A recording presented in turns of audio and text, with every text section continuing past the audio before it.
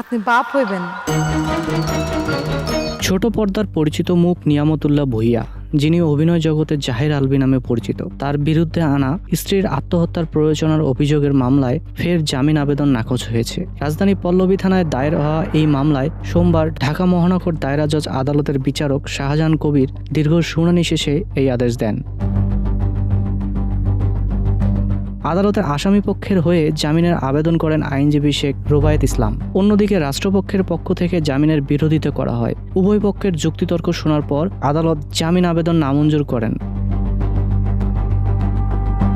এই মামলায় জাহের আলভীর কারাবাসের ঘটনা প্রবাহ বেশ কিছুদিন ধরেই চলছে। গত 30 জুন 2 দিনের রিমান্ড শেষে তাকে ফের কারাগারে পাঠানো হয়। এর আগে গত 24 জুন আদালত তার 2 দিনের রিমান্ড মঞ্জুর করেছিলেন, যদিও তদন্ত সংস্থার পক্ষ থেকে 10 দিনের রিমান্ডের আবেদন করা হয়েছিল। এর আগে গত 18 জুন আদালতে আত্মসমর্পণ করার পরপরই তার জামিন নামঞ্জুর করে কারাগারে পাঠানোর নির্দেশ দেওয়া হয়েছিল। মামলার বিবরণ অনুযায়ী চলতি বছরের 28 ফেব্রুয়ারি রাজধানীর মিরপুর ডিওএইচ এলাকায় একটি বাসার সিলিং ফ্যানের সঙ্গে ওড়না পেঁচিয়ে আত্মহত্যা করার চেষ্টা করেন ইকরা নামের এক নারী। পরিবারের সদস্যরা তাকে অচেতন অবস্থায় উদ্ধার করে দ্রুত কুর্মিটোলা হাসপাতালে নিয়ে যান, তবে কর্তব্যরত চিকিৎসক তাকে মৃত ঘোষণা করেন। ওই রাতেই ইকরার বাবা কবির হায়াত খান বাদী হয়ে থানায় মামলা দায়ের করেন।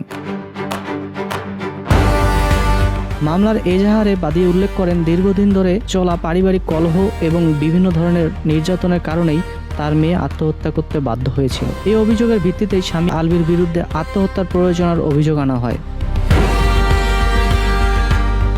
জানা যায় 2010 সালে বিয়ে করেন জাহের আলভী ও ইকরা। তাদের সংসারে এক ছেলে সন্তান রয়েছে। দীর্ঘ দাম্পত্য জীবনের পর এমন মর্মান্তিক পরিণতি সংশ্লিষ্ট সবাইকে বিস্মিত ও মর্মাহত করেছে।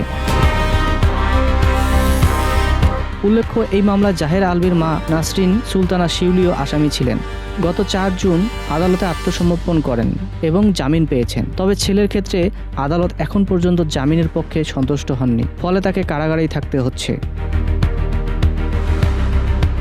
আইনজীবীরা জানিয়েছে, মামলার তদন্ত এখনও চলমান এবং আগামী দিনগুলোতে এই বিষয়ে আরও অগ্রগতি আসতে পারে। ছোট পর্দার পরিচিত এই মুখের বিরুদ্ধে আনা অভিযোগ ও আদালতের ধারাবাহিক সিদ্ধান্ত নিয়ে বিনোদন জগতে ব্যাপক আলোচনা চলছে।